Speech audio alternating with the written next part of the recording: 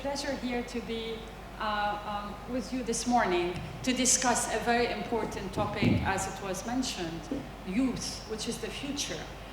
So I have to say that my presentation, as you can guess, is going to be in English. I used to be French educated, but I'm not as fluent, so if you may allow me. So we want to really look at the current situation. So from users to questioners, that's where we want to focus our effort in the new generation. So for us as educators, we have to make sure that we're nurturing critical thinking in the era of AI.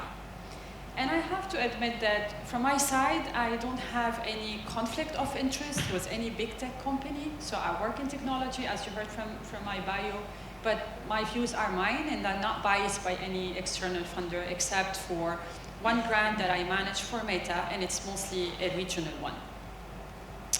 So we probably have heard about this latest incident that happened in the US where college students wanted their money back. They sued actually the college because the teacher was caught using AI tools to provide hands-out and lectures, and while the students were banned too. They were not allowed to. So this is a situation you probably, some of you here in this room can associate with. And also there are situations where you've seen a lot of your students turning in assignments or essays or the like purely with ChatGPT, and sometimes they even, will forget to remove, do you want improvement or something of the like. So we are in an era where really the elephant in the room is AI, generative AI. I'll get to describe a little bit these technologies. And as educators, really I want to challenge you. Although the mainstream, everybody, it's a buzzword, right? There's a cloud, it's very crowded, and then you see a lot of people saying, AI, teach with AI, and I really want you to think about going into your classrooms and teach against AI. I don't want you to teach with AI, for AI. I want you to teach against it, and when I say against it, what I mean is that AI is here, it's not science fiction, it's happening now, it's everywhere, but for you and for us, I am a university professor, I want to teach what AI doesn't provide. And we're going to be unlayering all of these things as we move on into this discussion. And probably as users, you know what we're talking about, critical thinking. This is yet AI, this human, really these characteristics that makes us different than just simple skill, vertical task. This is not what we want to do. So we've been talking about AI, so I want to allow myself to go for a quick definition of artificial intelligence. So artificial, it's fine, we understand it. The problem is with the intelligence itself. As you know, there's really no unique definition of intelligence. It depends from what sector, what angle. Some people say, look, there is a spatial intelligence. For us, especially in this part of the world, when we are educating the future, the youth, we talk about making sure that they have the STEM, they have the critical, they have the combinatorial intelligence, is math, crunching, but there's a lot beyond this when we talk about intelligence. There's this emotional, and then interpersonal and kinetics, all of these things. So while there's really no strict definition of intelligence, for us technologists, we have a couple of definitions. The one that I like to adopt mostly is really a global one and saying, look, AI is the study of agents that really receive something from the environment and they perform actions. So again, with the audience and myself and my background, we want to try to really decouple a little bit from the cognition, the spirituality, and the like. So we want to just say, look, is this AI acting or behaving like a human? Is it thinking like a human? So these are like the very rough categories that when we develop AI, we try to look at. And in the introduction by Dr. Lian, she said that AI for impact, AI for good, and this is what we want to do. I think we live in this part of the world where, unfortunately, we've seen so far the not so good side of AI when it's used in different sectors, and I'm talking about the war and all that comes along it. But we really need to focus that AI can do a lot, can do wonderful things. And AI is not a new field. Unfortunately, most people start associating ChatGPT, which is just one tool, one company, and we probably have a lot of questions marked about their ethics and the way they run business. ChatGPT or OpenAI is not AI. AI is a field that has been around since the 1950s. It went through a lot of delusional, we'd call them winter, and then, kind of, we try to joke and say, well, this is like Ice Age, where the technology wasn't able to deliver what was planned for. So from the 50s, as you can see, you have this like roller coaster, and most of the technologies that we use now are not just created last month or last year or the like. Most of the inventions were back in the 2018, which is the inflection point for what was, the new way of looking at text. So we are where we are here in what we call the era of AI is because we call them Trinity. Allow me to use this, metaphor. It's the computation that is now very cheap. Our mobiles, laptops, whatever, they're becoming very, very affordable. And we have algorithms, and then also we have a lot of data. So that's why you see a lot of buzzwords, AI, which is the global field, machine learning, which is a subset that really takes just data, crunch data. It's kind of like this video, 100% monitoring you with eyes and ears and the like. And then you have the deep learning that really goes into these humongous, huge networks. And then you have the generative AI. All of them, these are embedded part of AI.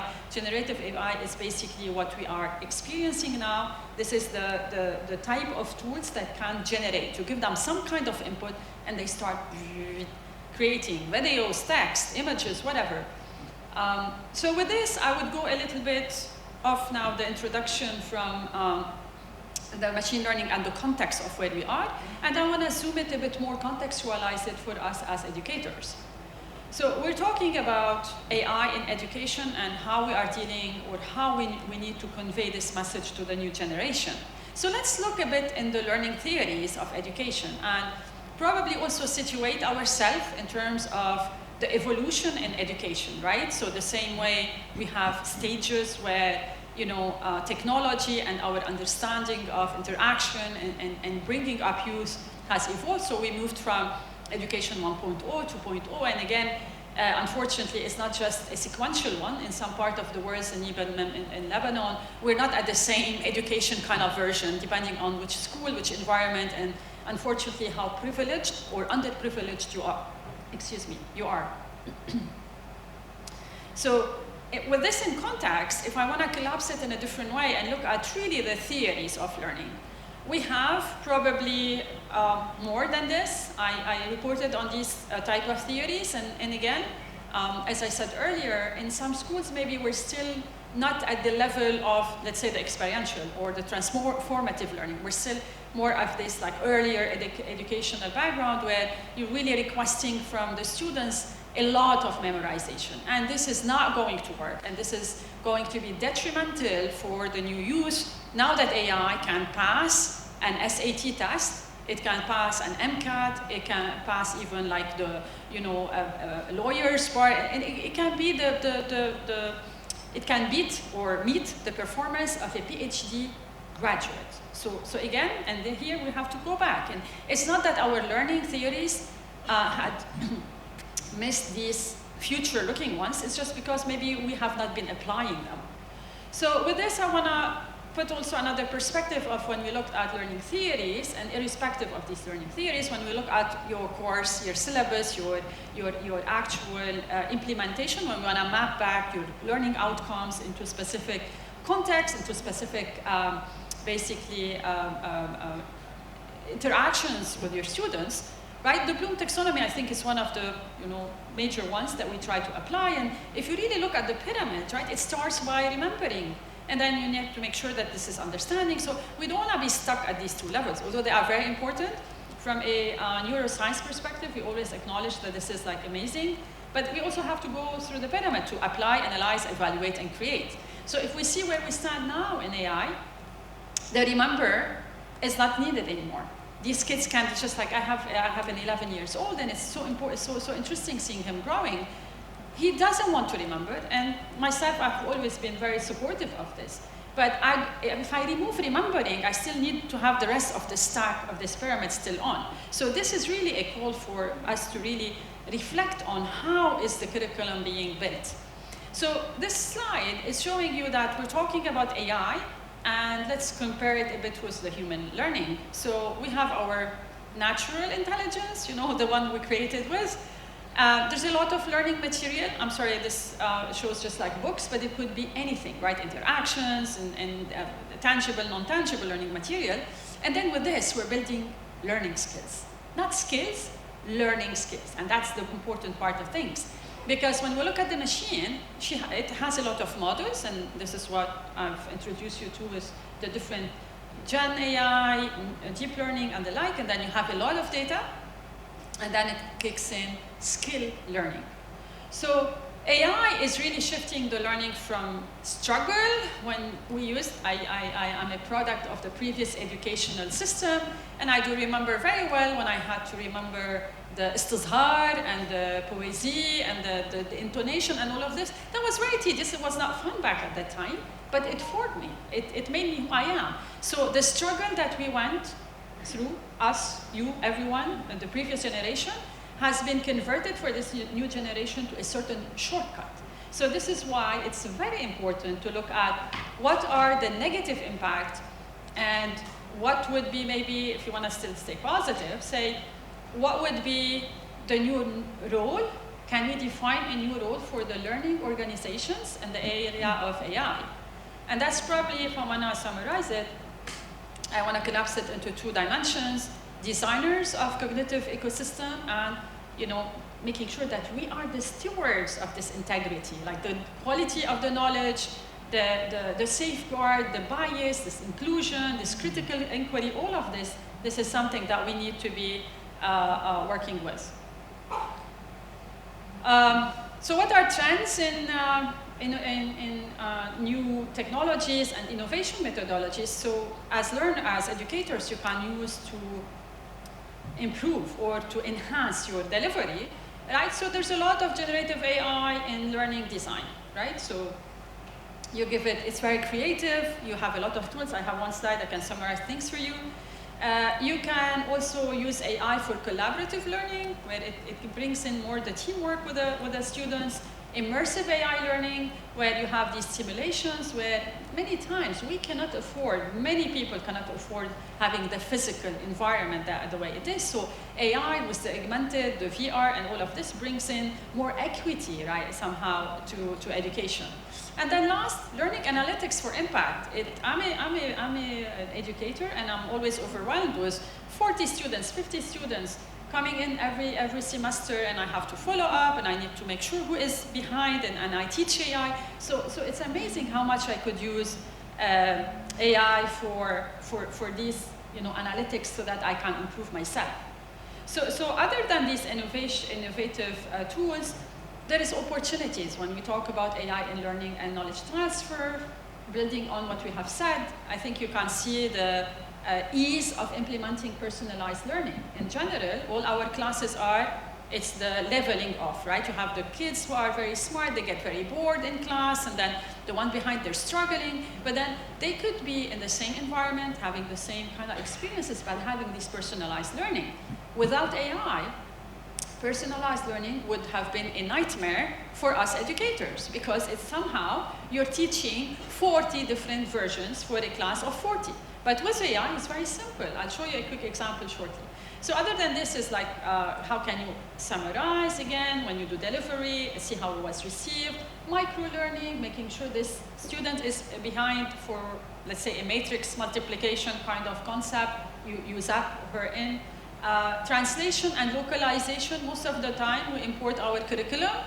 Our kids learn what's happening in France. I'm sorry, no offense on this, or for French school, for English, they know very well what's happening in Britain and the US, but there's no contextualization. Even when they look at the books, they see roads, they see shapes they don't associate with. I mean, and again, I think these are simple things, but fundamentally, it really impacts culture. It impacts how kids look at themselves. They are learning about other environments and not theirs.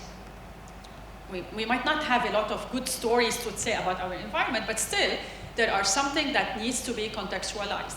And AI is providing this opportunity. So I'm looking at the time and how many slides I prepared, so I'm going to crunch in a bit the pace in here, so to be on time. So traditional ways, right? If we want to look at how you deliver, you do knowledge transmission, we do the broadcast, and then we try to see, okay, how much you understood from this. I'm trying to assess you, and from this perspective. But now what we want to focus on as educators, to look at ourselves as being knowledge curator, right? Making sure that we provide the right roadmap for students, making sure we put some meta-learning kind of facilitations for them. Very important to address the ethical AI perspective and how it has to be, and it should be integrated in our environments. And this hyper-personalization that we talked about, so that really every student find himself or herself in the classroom. Again, here's some pedagogical theories and AI reflections, linking back to the way, this is documented. This has been developed in theory before, and then try to make sure for your AI perspective, which one makes more sense. So we talked about the potentials and the new probably opportunities that AI can bring in, but also there is some concerns. There is some influence that we don't know yet exactly how it will unfold down the road, couple of generations or couple of decades from now. But we know for sure we have the cognitive law theory, which plays in and like with or against you, the same way for the motivation, the metacognition, the flow theory, and the behaviorism. So if AI is not implemented well, right? So this cognitive offload, kids are being very reactive, which you don't want. But look at it the other way around. The traditional way of teaching things were overwhelming maybe for a quite number of students. Then when you do the personalization, this cognitive load theory can be more to their advantage. So this is somehow like this double-sworded edge that AI can provide. And it's a double-sworded edge, and it can go really bad when the ethical and the challenges are not taken into consideration. There's a lot of bias. I think all of you in the audience, I just want to have a quick show of hands. How many of you have prompted whatever large language model you use, and you found it very biased on a personal level, political, religious? Anyone has really experienced this well? Just a quick show of hands. Okay, so again, this, as we said, because we've been more users of technology, so the bias is there. Data privacy, every now and then, I think the last one was probably 3 weeks ago, where they say, well, there was maybe, I don't know, whatever, a hack, and then all the prompts that were used were kind of suddenly on Google search. Duh, right? So where's my privacy? Where's my data? Erosion of the human judgment. Students, everybody say it's ChatGPT said, we're offloading all of this, and then if somebody cannot afford this $20, whatever it is, subscription, what happens? Then you have these two classes of the kids who can afford and the kids who can't. So I'm going to go a bit fast here. This is just like an eye chart. If you can't read it, that means you have to go to the eye doctor. No, I'm joking. It's just very, very packed with content. So there's a lot of large language tools out there. If you want to do planning for a lesson, you want to do grading, you want to do visualization, and the list continues on being updated. And I just want to focus on a very quick example, because I made the point of you can use these tools to do personalization at really no cost, like really fractions of a second. So imagine it's a very simple concept. Why do leaves change color in autumn, right? So if I want to take really the more advanced level, where I have ages 13 plus, and then I have to tell them about the ecosystem and the chlorophyll and all of these things.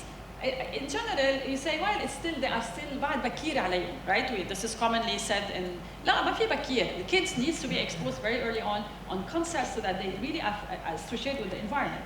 So in here, I could say, look, can you create a text and differentiation versions for learners? And it was just that simple prompt. They did it a couple of seconds. Level 1, 7 to 8, basic learners, 10 to 12, 13 plus. And if you go over it, If I have to apply for it, for example, the readability scales and metrics, I can see that level 3 is much rich. It captured right the concept, but even if I look at level 1, it's right. I'm not distorting, I'm just simplifying it. But if I were to write it and I say, this word is better than this word, it would take forever. So if that was my purpose, it can create for me learning objectives, aligning the standards with science and the common cores and linking it back. It can tell me what kind of material I can have, a print, and I'll be very prepared.